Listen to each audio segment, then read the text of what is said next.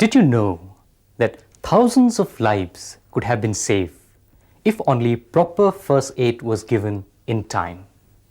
First aid is a skill based on knowledge, training, and experience.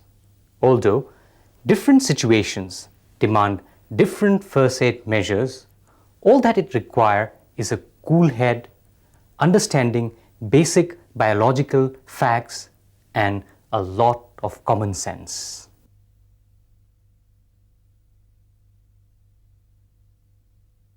The skeleton is the framework of bones on which the human body is built. A considerable force is required to break a bone. It may even be displaced at joints. A broken bone heals by regenerating new bones. This happens when the broken ends are held together for a period of time.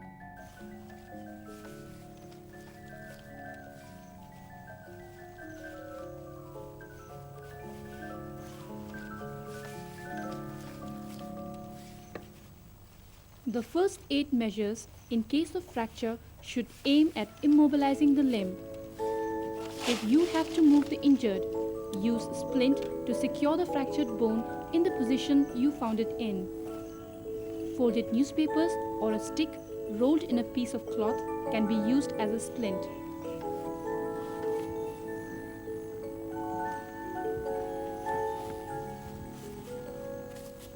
The easiest way to splint an injured leg is to secure it to the uninjured part with padding in between to cushion the injury.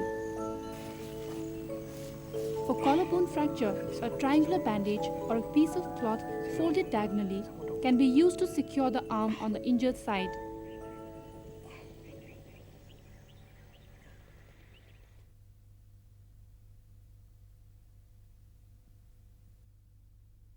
In an emergency, the casualty must often be taken to a doctor or a hospital. Moving a person with any kind of injury is a delicate affair, and a lot of care must be taken. It must be done in such a way that no further injury occurs. Depending on the type of injury, there are correct techniques of moving a casualty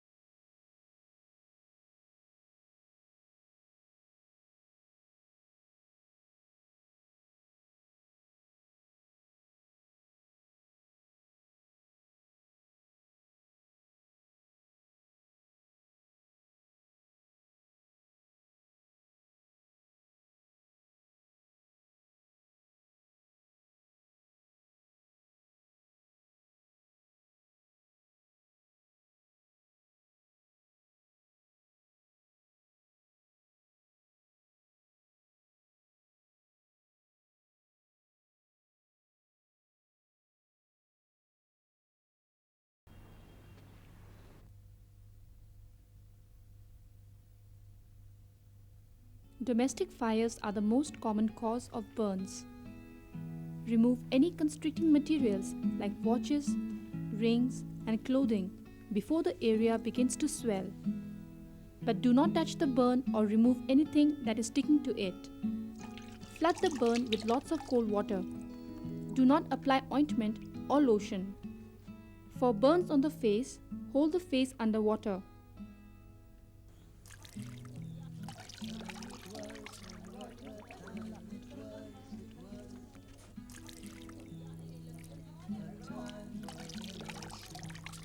Cover the burn with a clean, non-fluffy material by making a mask. Do not apply ointment or lotion.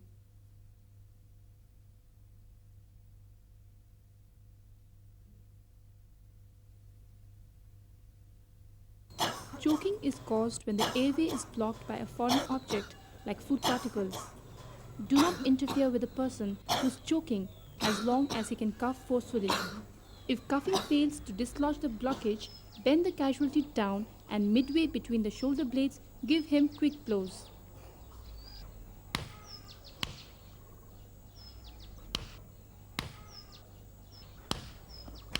If this fails, stand behind him and at a spot well below the breastbone, just above the navel, with your fist clenched, thumb knuckle inward, hold your fist with the other and pull in a quick upward inward thrust. Repeat till the blockage is dislodged. In the case of infants, support on your forearm and place him over your knees. Slap him between the shoulder blades. If this fails, turn the infant on his back and at a spot below the breastbone, just above the navel, with the index and ring finger, press 4 times rapidly.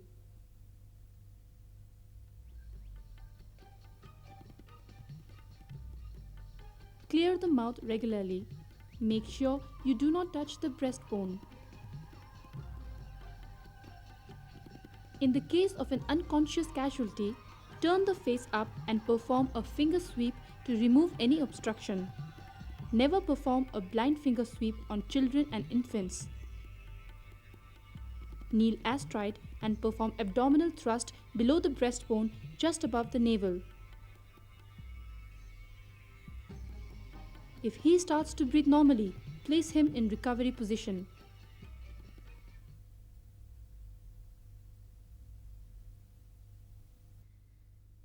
Any unconscious person is in danger of suffocation by his own tongue blocking the airway. Recovery position prevents the tongue from blocking the airway and allows liquid to drain from the mouth, reducing the risk of choking.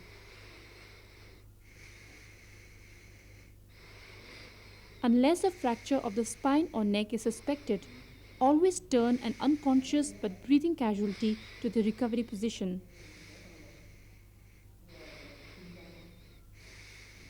Kneel beside the casualty about 9 inches away.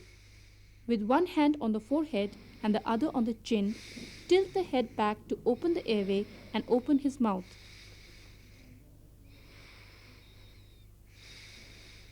Place the nearest arm at right angle to the body.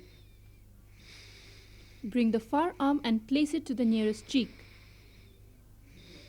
With your other hand, grasp the far thigh and roll the casualty towards you. Bend the near leg to prop the body. Make sure the airway remains open by tilting the head back.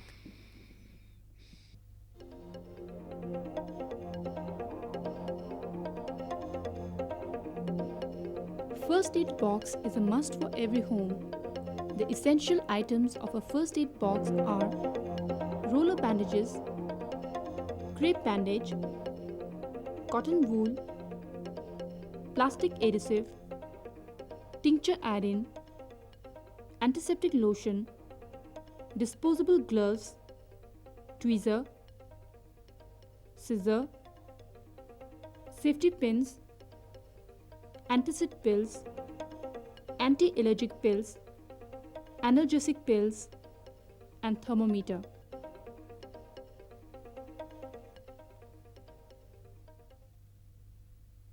First aid may appear simple and straightforward, but it is of immense value. It is the initial assistance or treatment given to a casualty of any injury or sudden illness before medical help is obtained. Every responsible citizen should know first aid, but one must not get carried away with it. Remember, doctors are trained professionals and there should be no delays in seeking their attention.